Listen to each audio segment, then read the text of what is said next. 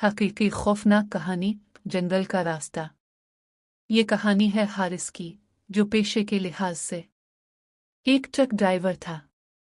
एक रात हारिस को एक अहम सामान की डिलीवरी के लिए देर रात शहर से बाहर एक गांव जाना था। वो अक्सर रात में सफ़र करता था, इसलिए उसे खौफ का एहसास नहीं होता था। लेकिन इस रात कुछ अलग था। जैसे ही वो गांव की तरफ जाने वाले सुनसान रास्ते पर पहुंचा, इसने महसूस किया कि हुआ गैर मामूली हद तक ठंडी और खामोश है। ये रास्ता एक घने और पुराने जंगल से गुजरता था, और लोग कहते थे कि यहाँ रात के वक्त कुछ गैर मामूली वाक़यात होते हैं। हारिस ने हमेशा उन बातों को अफवाह समझा था। वो अपनी ट्रक की रफ्तार तेज करता रहा ताकि जल्दी से जंगल से गुजर सके। लेकिन चंद मिनट के बाद अचानक इसकी ट्रक की हेडलाइट्स मद्धम हो गईं और गाड़ी झटके से रुक गई। हारिस ने हैरानी से ट्रक को दोबारा स्टार्ट करने की कोशिश की, मगर ट्रक स्टार्ट होने का नाम नहीं ले रहा था। अचानक जंगल के अंदर से कदमों की सरसराहट सुनाई देने लगी।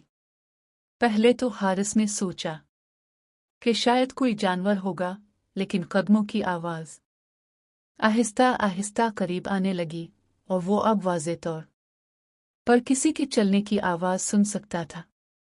हारिस ने डर के मारे ट्रक का दरवाज़ा बंद किया और खिड़की से बाहर झांकने लगा, लेकिन हर तरफ घुप अंधेरा था। अचानक गाड़ी के सामने एक सफ़ेद लिबास में मलबूस औरत नमूदार हुई, जिसका चेहरा वाज़े नहीं था।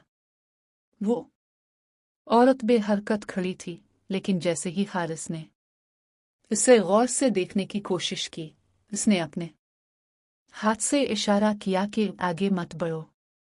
हारिस का दिल जोर से धड़कने लगा, और उसने जल्दी से दोबारा ट्रक स्टार्ट करने की कोशिश की। इस बार ट्रक स्टार्ट हो गया।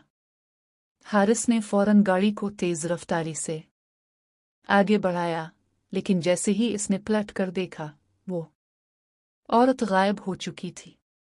हारिस की सांसें रुकने के करीब थी, मगर वो मुसलसल गाड़ी चलाता रहा और आखिरकार गांव तक पहुंच गया। अगले दिन जब हारिस ने मकामी लोगों से इस वाक़ये का जिक्र किया, तो उन्होंने बताया कि बरसों पहले इसी जंगल में एक औरत का कत्ल हुआ था, और उसकी रूह आज भी वहां भटकती है। जो लोग रात में इस रास्ते से गुजरते हैं, वो इस रूह को देखने का दावा करते हैं।